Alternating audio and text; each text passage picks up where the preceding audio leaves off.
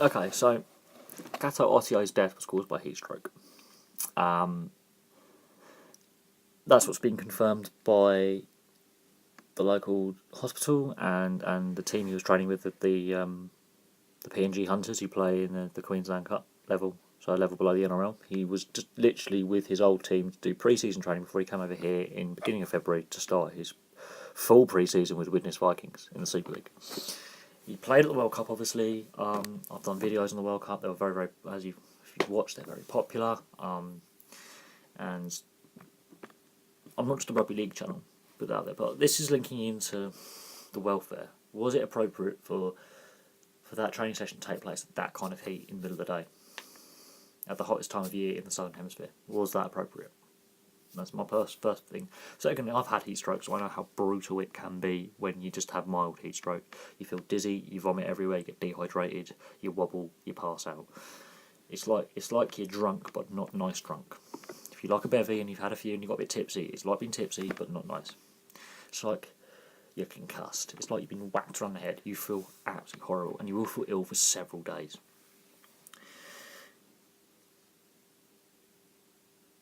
Now, from what we know, he collapsed in training. He was rushed to the local hospital. They pronounced him dead within a few hours. His body just couldn't cope with the stress it was put under. He was 23. At what point do we go, okay, now this is pre-season, so it's not them they're going full tilt, hitting each other hard. They're just doing some basic drills and a basic jog around the field. They're literally just doing a pre-season bit of light bonding training. Like, they're bonding together as a unit. They're saying goodbye to some of their ex-teammates who've been signed by other clubs, but they are allowed to train with them just to keep their fitness levels good enough and just keep fit and finish off a few bits and pieces and then say their goodbyes. That's basically what this type of pre-season is. You're right in the dead of, not even pre-season yet. Pre-season doesn't start for like another few weeks, but because the Super League starts earlier than the NRL, he was just getting fit, keeping ready, getting ready to make his big money move to a new country, new home. It is sad. It has happened. Very sad. At the same time, another incident has happened. Now, I'm just going to briefly touch on a Great Britain bobsledder. Bruce Tucker's had a stroke. He's age 30.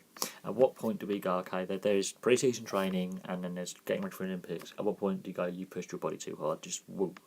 At what point should we say to coaches, you've got to step in a little bit sooner and just wind down the training a bit? Because there are serious issues here. We've had one guy, and before Ottio's death, there was just, most of the sports news was the FA Cup third round, some of the big shocks such as Stoke and Arsenal getting knocked out, big shocks. Mark Hughes getting sacked. That was basically, and Aita Karanka getting hired by Nottingham Forest. So that was the stuff. A bit of transfers, Coutinho, Van Dijk, just bits and pieces. Nothing major. It was just your standard late December, early January fair. You're in the sports news. You've got fixed managers complain about fixture conditions. Nothing major. Then this happens.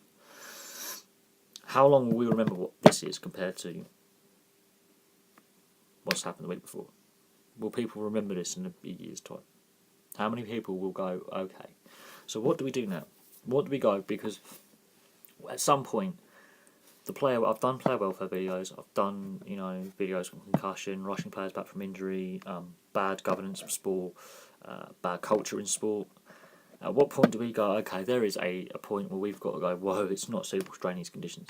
Because when I watched that World Cup and they were playing games in Queensland and Papua New Guinea and Darwin, you could see the humidity was really affecting the players.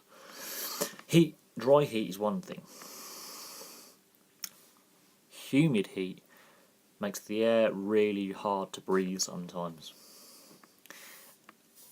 At what point do we go, okay, questions have to be raised about off-season training and the level of intensity that we expect these guys to be at. I understand some sportsmen and some teams are exceptionally fit and they work exceptionally hard to stay in peak condition for as long as possible.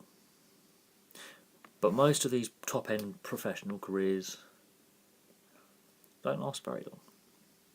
the amount of people who've had to retire quite young and quite early in their careers because of injury or health reasons is alarming, and it's going up. It is going up. The amount of...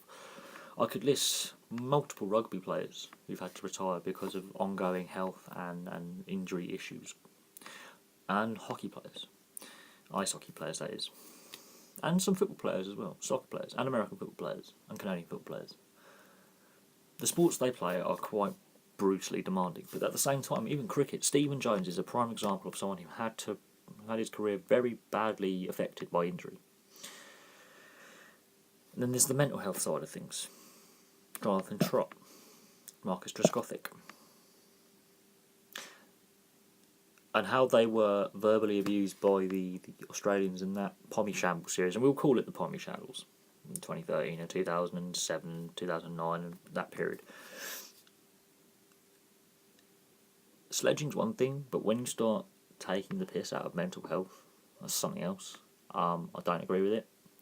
And for someone who's actually been in the mental health system at times I'm going to admit, I suffer from depression. Possible post-traumatic stress disorder, whatever you want to call it. I had a rocky patch. This time last year I was very, very ill. Very ill. This channel has helped me get better. But I've raised these issues in several videos, and it was only when Ottio actually died that people started to watch them properly. I mean, really properly. On the player welfare playlist, this is the most popular one. And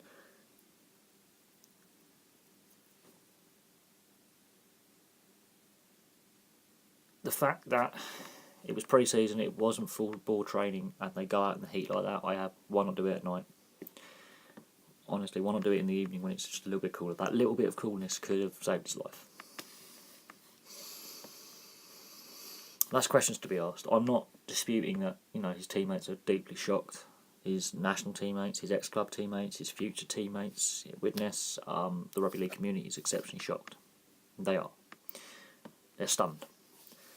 But at what point do we go, okay, we've had issues of Zach Hardacre taking cocaine, Ranky Chase taking cocaine in the sport. At what point does the sport go, okay, we need to seriously have a culture change? Be it the welfare side of the athletes, or their behavioural within a club environment. What point is something acceptable and not? What point is it acceptable to go, right, we're going to train in 40-degree heat? Because I did have some concerns during the World Cup. I didn't necessarily raise them, but I did mention the humidity having a bigger impact on some of the games out in Queensland, Darwin and Papua New Guinea. It was having an effect. You could see some of the teams really blowing. Scotland just looked completely out of their depth. And I made questions like, well, you know where the World Cup's taking place, and you know it's the height of their summer, height of our winter. Well, pretty much, autumn, spring. You know it's going to be warmer down there than it is up here. And I know Rugby League doesn't have as much money as Rugby Union, but you should still, international level, you should go, right, we need to do a little bit of acclimatisation, a little bit of training in, even small little sessions, and go, this is what it's going to be like. So I have some concerns. The fact that heat stroke killed a player at the age of 23 is worrying. The fact that it was in Papua New Guinea, where he is brought up and been played, you would have thought that when they should have been used to those conditions and go, is it appropriate to train in this heat? And now we have a bobslayer having a stroke at the age of 30. I'm not going to go into depth about the stroke because A, not much information has been released, B, it was very minor and luckily it was caught at the right time. And he will make a recovery, but there are issues there. Worrying issues. On that note, I'm going to leave that there. Thank you very much for watching. It is a very humbling subject to talk about, and I have gone into depth about quite a few things, but they have to be mentioned and raised. And if people don't discuss not just culture in sport, but the welfare, concussions, rushing back from injury, should they have trained in that heat, or just training in general, when is it like, okay, that's going a bit far now, stop pushing, you need to just wind it down. There is a culture of other things, and I'm not going to go into the steroids or misuse of drugs or alcohol, but sport has some very good things that it can do, but also it is not paying attention to some of the negatives out there. Anyway, thank you very much for watching. Please like and subscribe, and I will have some more happier videos, which are less sombre. I know this is a very difficult thing to talk about for you soon. Thank you for sticking with me. We've now hit, I think, 93 subscribers, so that's something. And next goal is to hit 100 subscribers, and when we hit 100 subscribers, I will do a special video. Watch this space. Thank you very much for watching, and I'll have some more for you soon.